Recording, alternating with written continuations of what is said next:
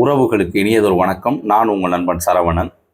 இப்போ சட்டமன்ற தேர்தலில் அதிமுகவுடைய பாஜக கூட்டணி, என்டிஏ கூட்டணி, இதை நம்ம பேச வேண்டாம் அப்படி தான் நினச்சேன். ஆனால் களம் நிலவரங்கள் களத்தில் சாதாரணமாக ஒரு இடத்துல ஒரு டீ கடையில் ஒரு சலூன் கடையில் இப்படி பொதுவான இடங்கள்ல மக்கள் கூடக்கூடிய இடங்களை பேசக்கூடிய விடயங்கள், அரசியல் பேசக்கூடிய இடங்கள்லாம் பார்த்தோம்னா அதுல இருந்து நம்ம புரிந்து கொண்ட விஷயம் என்ன அப்படிங்கிறது தான். ஏன்னா இப்போ ஒவ்வொரு ஓட்டும் முக்கியம். அப்போ ஒரு ஓட்டில் கூட ஒரு வெற்றி தோல்வியை நிர்ணயிக்க முடியும். அதுவும் இப்ப 4 முனை போட்டியாக இன்னைக்கு களம் மாறி இருக்குது. இந்த நிலையில ஏன் வந்துட்டு என்டிஏல அதிமுக கூட்டணி வந்துட்டு இந்த வாய்ப்பை தவற விடுறாங்க அப்படிங்கிறதான் நமக்கு ஒரு பெரிய ஒரு கேள்வியா இருக்குது. அதாவது 100 ஓட்டு, ஒரு தொகுதிக்கு ஒரு 100 ஓட்டு குறைஞ்சா கூட அது பெரிய இழப்பு தானே. சரி, 100ன்னு சொன்னா கூட உங்களுக்கு பெரிய அதிகமா இருக்கலாம். ஒரு 50 ஓட்டை வச்சுக்கோங்க, அது ஒரு இழப்பு தானே. இப்படியாக இந்த 100ஓ 50ஓ இந்த ஓட்டு வந்துட்டு விழாமல் போவதற்கு என்ன காரணம்? அதற்கான வாய்ப்பை யார் ஏற்படுத்தியிருக்கா? இந்த கூட்டணிக்குள்ள நடந்திருக்கக்கூடிய ஒரு சிக்கலான ஒரு விடயம். அதாவது திமுகவோ அதிமுகவோ அவர்கள் மூலமா தான் இங்க பாஜக அடையாளப்படுத்தப்பட்டு இருந்தாலும், ஆனா மக்கள் மத்தியில, பொதுமக்கள் மத்தியில பாஜக மீது ஒரு வெறுப்பு அரசியலை தான் மக்கள் மீது திணிச்சிருக்காங்க. அதுல இருந்து மீண்டு கொஞ்சம் கொஞ்சமா வரும்போது இதுல வந்துட்டு பாத்தீங்கன்னா பாஜகவும் அந்த கடந்த கால தலைவர்கள்லாம் வந்துட்டு கொஞ்சம் கொஞ்சமா அவர்கள் வந்துட்டு ஏதோ அவர்களால் முடிந்த அளவிற்கு அங்கொன்று இங்கொன்றுமா ஏதோ குறிப்பிட்ட தொகுதியிலேயாவது அவர்களுக்கான வாய்ப்பை ஏற்படுத்திக்கிட்டு வந்தாங்க. பெரிய அளவிற்கு ஆனா கொண்டு போய் சேர்க்க முடியல. இத்தனைக்கும் மோடிங்கிற ஒரு பிம்பம் இந்தியா முழுமைக்கு வந்துட்டு குஜராத் மாடல் மோடிஜி அப்படின்னு சொல்லிட்டு இந்தியா முழுமைக்கும் ஒரு பெரிய ஒரு பரபரப்பை, ஒரு பிம்பத்தை கொடுத்தும் அது தமிழ்நாட்டில் எடுபடலை. அப்ப தமிழ்நாட்டில் எடுபடலைங்கிற போது இங்கதான் மோடியா லேடியாங்கிற அந்த கேள்விகள் வந்த நேரம், ரைட்டுங்களா? அப்ப தமிழ்நாட்டில் எடுபடலைங்கிற போது இருந்தும் வந்துட்டு தேசிய சிந்தனைகளோடு வந்துட்டு பாஜகவோட மோடி அவர்கள் அப்படின்னு சொல்லிட்டு அதில் வந்துட்டு இணைந்தவர்களும் உண்டு. கொஞ்சம் பரபரப்பா இருந்தாங்க. ஆனா லோக்கல் அரசியல் இதெல்லாம் வந்துட்டு அதையும் வந்துட்டு பெரிய அளவுக்கு வெளிக்கொணர முடியாம, இன்னொன்னு என்னன்னா சங்கின்னு சொன்னாலே கோபம் வரும் பலருக்கும். என்ன நீ சங்கின்னு சொல்லுவியா நீ அப்படின்லாம் கோவப்பட்டவங்களாம் நம்ம பார்த்துருக்கோம். இப்படிலாம் இருந்த ஒரு கட்சி, நோட்டாவுக்கு கீழேன்னு சொல்லப்பட்ட கட்சி, அதுல கொஞ்சம் கொஞ்சமா அங்கொன்று இங்கொன்னுமா மோடிங்கிற பிம்பத்தை வச்சுட்டு இருந்தாலும் பெரிய அளவிற்கு பேசப்படாத ஒரு கட்சியா இருந்ததை அண்ணாமலைங்கிற ஒரு நபர் வந்த பிறகு அந்த கட்சியை மூளை முடுக்கெல்லாம் கொண்டு போய் சேர்த்தார். பிஜேபி சரியோ தப்போ பாஜக பற்றி தமிழகம் எங்கும் பேச வேண்டும்ங்கிறத பேச வைத்தவர் அண்ணாமலை அவர்கள். இன்றைக்கும் வந்துட்டு பாத்தீங்கன்னா கட்சியில் இணைந்தவர்கள் இருந்தாலும் நடுநிலைவாதிகள், எந்த கட்சி சேராதவர்கள், ஆனா ஏதாவது ஒரு மாற்றம் வந்துராதாங்கிறது இயங்கக்கூடியவர்கள், இவர்களுக்கு வந்துட்டு பாத்தீங்கன்னா அண்ணாமலை மீது ஒரு எதிர் திசையில இருக்கக்கூடியவர்கள் கூட அண்ணாமலை மீது அண்ணாமலையோட அரசியல் இது பெரிய நல்ல அரசியல்ப்பா, இதுதான்ப்பா தமிழ்நாட்டுக்கு வேணும் அப்படின்னு சொல்லக்கூடிய இடத்துல இருந்துச்சு. அது அந்த சில கட்சிகள்ல வந்துட்டு அது ஆதாயம் பெறக்கூடியவர்கள் வேணா திட்டுவாங்க. ஆனா சாதாரணமா இருக்கக்கூடிய கட்சியை சார்ந்தவர்கள் கூட, டிஎம்கே ஏடிஎம்கே இருக்கக்கூடியவங்க கூட அண்ணாமலை சரிதாப்பா அப்படின்னு சொல்லக்கூடிய இடத்துல இருந்துச்சு. அப்படி இருந்த அண்ணாமலை அவர்கள் இப்ப வந்துட்டு ஒதுக்கப்படுகிறாரோ அப்படிங்கிறதான். இப்ப இந்த 100 ஓட்டு 50 ஓட்டுன்னு சொல்றோம் இல்லையா, அது எதனால அப்படி சொல்றேன்னா, இப்ப அண்ணாமலை அவர்களுக்கு ஏன் ஒரு முக்கியத்துவம் கொடுக்கப்பட்டு அவர்களுக்கான ஒரு தொகுதியை, ஒரு பாதுகாப்பான ஒரு தொகுதியை கொடுத்திருந்தா இப்ப இந்த பேச்சுகள், அண்ணாமலைகள் தேர்தல் நிற்க மாட்டாரு, அவருக்கான சீட்டு ஒதுக்கப்படலை, எடப்பாடி அவர்கள் துரோகம் செய்துட்டார், கட்சியில் உள்ளவர்கள் வந்துட்டு உள்ளடி வேலை பார்க்குறாங்க, இப்படிலாம் பேச்சு அடிபடுது இல்லையா?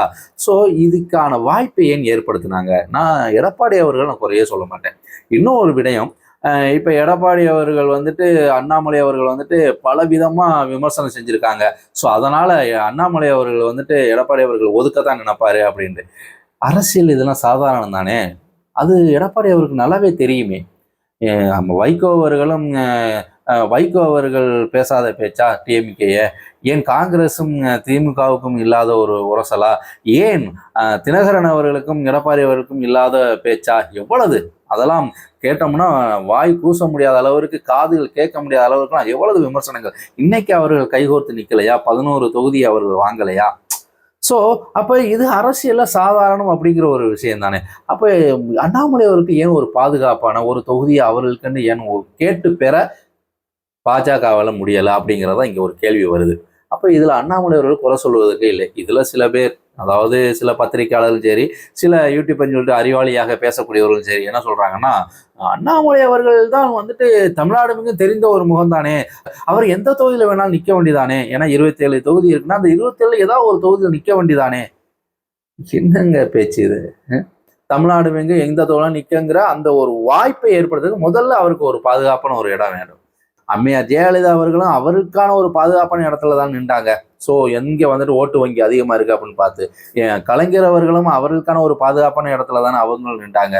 என் எடப்பாடி அவர்கள் வந்துட்டு முதலமைச்சர் வேட்பாளர் தானே, ஏன் அவர் வந்துட்டு அவருக்கு சார்ந்த அந்த தொகுதியில நிற்கணும், அவர் தமிழ்நாட்டில் வேற எங்கே வேணாலும் நிற்கலாம்ல.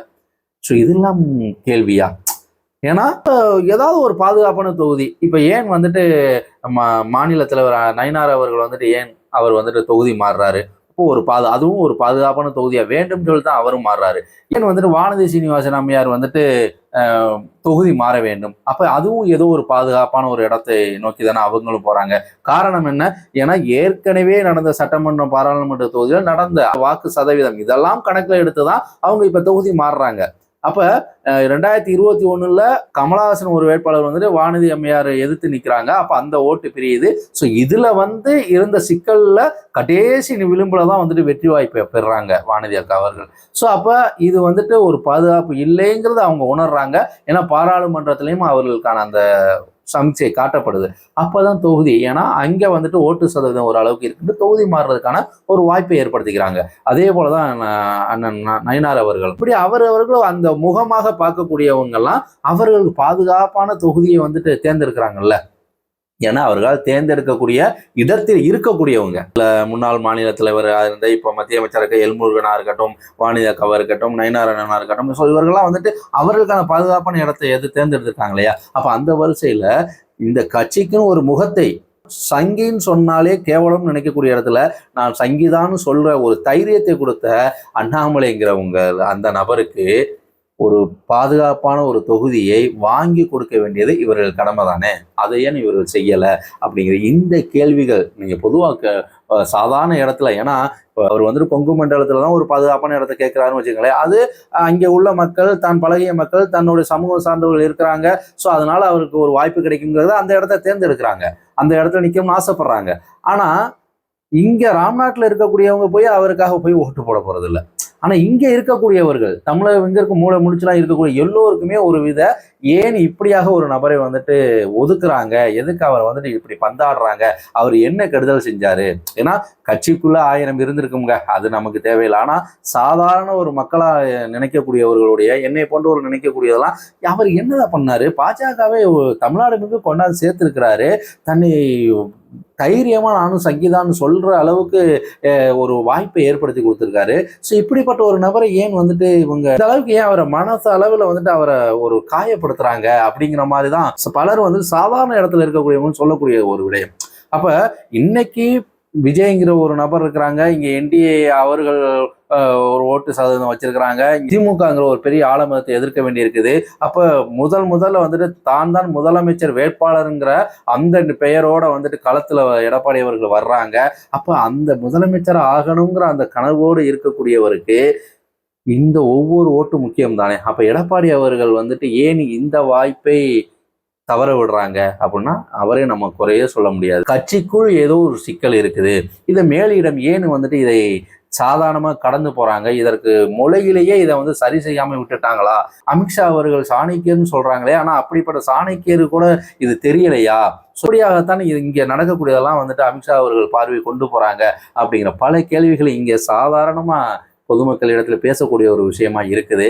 இதை வந்துட்டு ஒவ்வொரு ஓட்டு முக்கியங்கிறது கூட அறியாது பாஜகன்னு முழுமையா ஒரு கட்சி இருந்தாலும் அதில் தேசிய சிந்தனையோடு மோடி அவர்கள் மீது உள்ள ஈர்ப்போடு இருக்கக்கூடியவர்கள் எப்படியோ சரி ஓகே அப்படின்னு சொல்லிட்டு நம்ம கட்சி முக்கியம் சொல்லிட்டு ஓட்டே போட்டுட்டாலும், ஆனா இந்த கட்சி வேண்டும் நினைச்சு அண்ணாமலைக்காக இணைந்தவர்கள் இருப்பாங்க இல்லையா, அவர்கள் வந்துட்டு மனசு அளவில் கொஞ்சம் வருத்தத்தோடு இருக்காங்களே. அப்போ அவர்கள் எப்படி சேர்ந்து பயணிப்பதில் வந்துட்டு அவர்கள் வாக்கு செலுத்துவதில் அவர்கள் முன் வருவாங்க. அப்போ அவர்கள் வாக்கு வந்துட்டு திமுகவுக்கு போகுதோ இல்லையோ, ஆனால் தாவேக்காவுக்கோ என்டிகேவுக்கோ போக வாய்ப்பு இருக்குல்ல.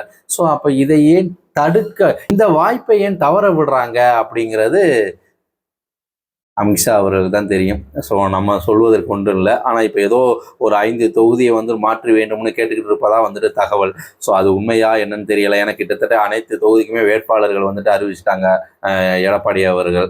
ஸோ அப்படிங்கிற போது இந்த 5 தொகுதிகள் மாற்றி கொடுப்பாங்களா அப்படிங்கிறது, அது எப்படியான சாத்தியம் அப்படிங்கிறது.